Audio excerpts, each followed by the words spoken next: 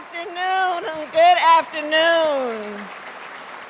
It's good to be in the House of Labor. Thank you all. Thank you, thank you, thank you. Please have a seat. Please have a seat. Frank, thank you for that. I've known Frank a long time. And you are a dear friend, and you have a heart of gold, and you know how to fight like the best of them.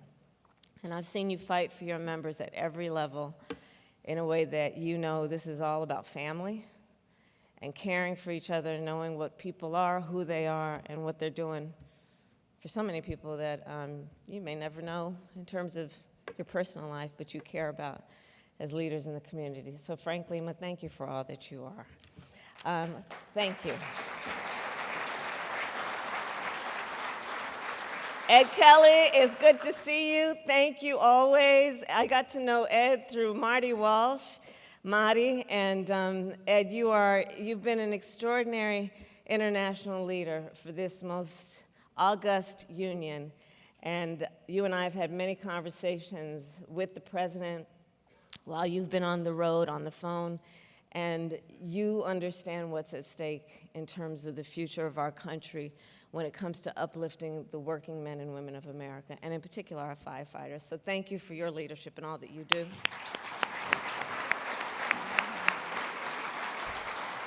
And then a shout out to Brian Rice, the head of California Firefighters, who I've worked with forever. Thank you so much, Brian. So to all the women and men who are here today, I want to thank you for everything that you are and everything that you do. You know, we're at an interesting time in the history of our country and our world. And I'll be very candid. I think we've gotten to this place where, can I use this? We've gotten to this place this is not on, so I will not use it, there it is, where there's a certain perversion that I think has started to take place a bit, where some people would suggest that the measure of the strength of a leader is based on who you beat down, instead of what I think we all know, the measure of that strength being based on who you lift up. The idea that it is a sign of weakness to have some level of empathy when the men and women who are here, you live a life that is about having a profound level of concern and care about the well-being or the suffering of other people, and then you have taken on a life commitment to actually do something about that. Yours is not just a profession, it is a calling. You each take an oath to save lives, to empower people, to know that there are people who care about them. Your work is on behalf of some people that will never know your name. But you have answered a calling to serve. You have answered a calling to protect people in their most dire moments of need. You are the people, yes, I went to Paradise, Frank, the campfire, the creek fire in California while the wood was still smoldering. I met and talked with firefighters who were putting out fires while their own homes were burning. That's the character and nature of who you are. My brother-in-law just retired as a firefighter last year in California. You are individuals who will work long shifts, away from your family, unpredictable hours, will work around the clock in some of the most dangerous conditions anyone could ever work. And your work is the kind of work that also not only exposes you to danger in terms of what you run into when other people would run out, but the kind of health risks that you are exposed to, because we've still not done enough as a nation to give you the equipment and the resources you need. Brian and Frank can tell you, I attended every firefighter memorial in the state of California when I was Attorney General. I spoke at those memorials. I met with the families who grieved a firefighter that they lost, most often because of some form of cancer. And I would ask, what is going on? I'd ask my team, and I'd ask, like, what is happening here? And a big part of it was, you don't have the equipment you need. A big part of it is issues like PFAS.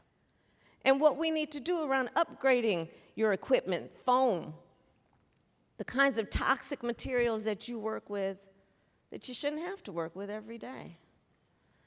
So I know who you are as individuals and as a union. We've been in the fight together, Frank, yes, because when I wrote that piece of, I was Attorney General, so I would write basically the ballots. And, people wanted to kick me out of office because they said you're too pro-union the way you supported the firefighters. But it was about pensions. It was about pensions. It was a pension fight. Understanding people deserve, who live a kind of life that you live, to retire with dignity and all that you need to be able to take care of your family. So when I think about what this union represents, the members that you represent, I thank you. Because there could be no more noble work that one could take on than to be prepared to make the kind of sacrifices that I know you knowingly make to serve communities. And that's why President Joe Biden and I understand what you do to protect and have dedicated our administration to make sure we protect and honor you. That is why we have done the work that has been about working with the leadership of this incredible union to do what we need to do in terms of getting now $720 million for SAFER and AFG grants and funds, and what we are going to do in just announcing to get another $50 million in those funds, which we have required in our budget that Congress deliver to you to give you the resources you need.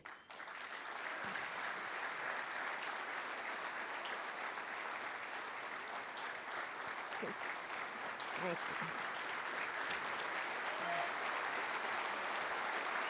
Thank you. And thank you for being in D.C. to remind those folks on the Hill about what you do.